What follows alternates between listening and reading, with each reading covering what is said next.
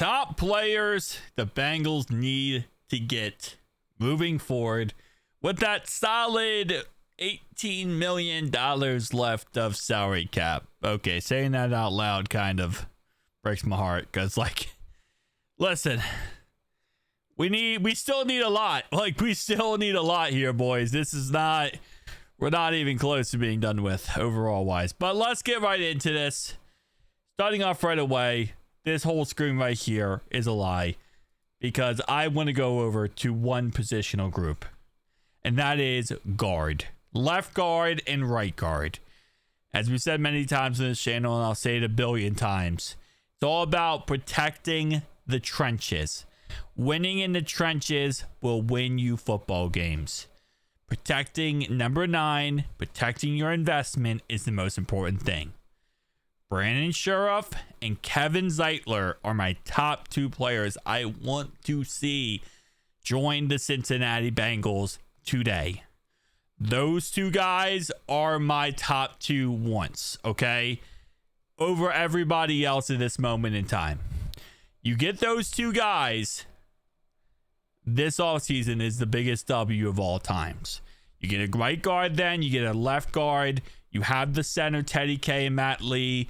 Great, starter backup combo.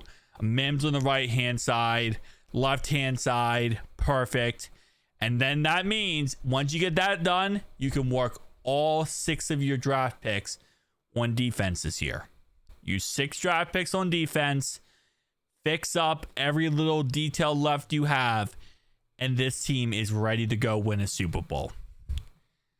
That's number 1. Now, don't get Brandon Sheriff. Let's talk about the options. Will Hernandez, also a really good option, potentially left or right guard. Mekhi Becton, I think he got signed last Sunday, I believe, so we can't go after him. Tevin Jenkins, another guy we've talked about many times on this channel. He's another player. I think PFF actually had us projected to go get him. Would love to go ahead and bring him in, get him, add him to the roster, see what he can give us. I think he could be a really good starting asset for us. He would be the left guard position, while again, the right guard position would be Kevin Zeitler. At the end of the day, the guys at the top of this list are the guys I want. And yes, these guys are going to cost a lot of money, but man, you got to protect your quarterback. I mean, this is getting ridiculous. We can't risk Joe having any type of injuries. We can't risk Joe having any types of problems. We need to protect him. I would also like to go ahead and target a backup right tackle, especially because, listen, at the end of the day, I love Mims. He is the starter, but he had some injury issues last year. He had some injury issues in college, and then last year he also had, problem with his hand. So I like to go ahead and maybe get a potential backup, because I'm telling you right now, I do not want to go into a season where at one point I'm watching Mims goes out and we have nothing at right tackle to fill in.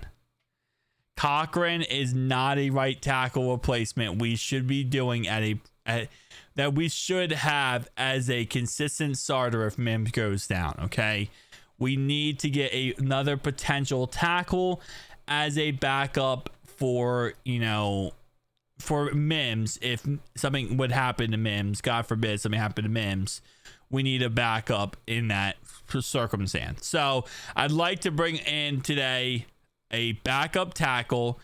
I'm not saying we have to spend that much money on it, just, a good, decent option that we feel comfortable with. I'd like to spend some big boy money today on left and right guard.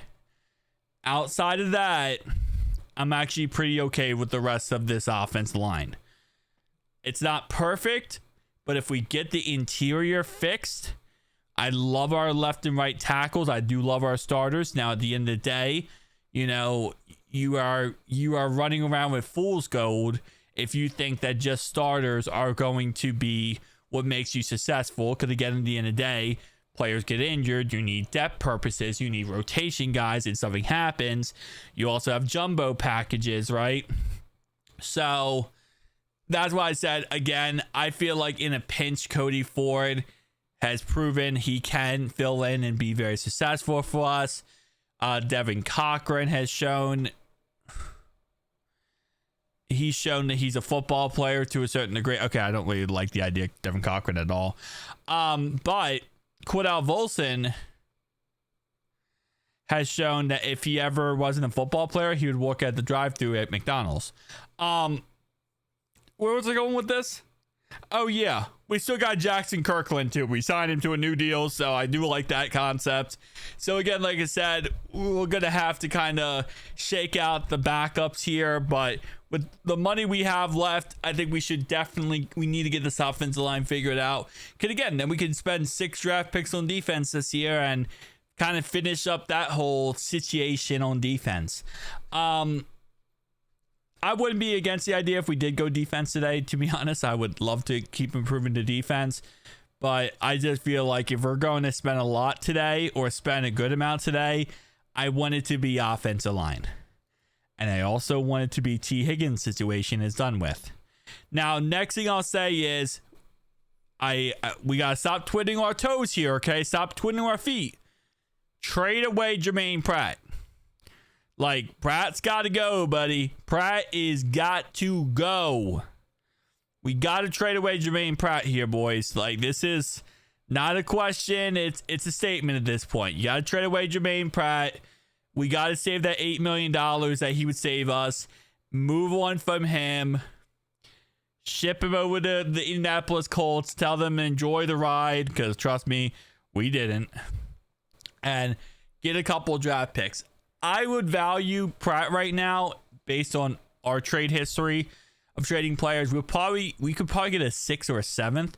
I would love to get a 6th and a 7th, and just kind of get like those 2 picks, because that would give us 8 total draft picks. And again, that's 8 picks we can use for defense. So I would love the idea of getting a 6th and 7th for Pratt. I don't think we're going to get anything better than that. I know some people have speculated a 4th or a 5th.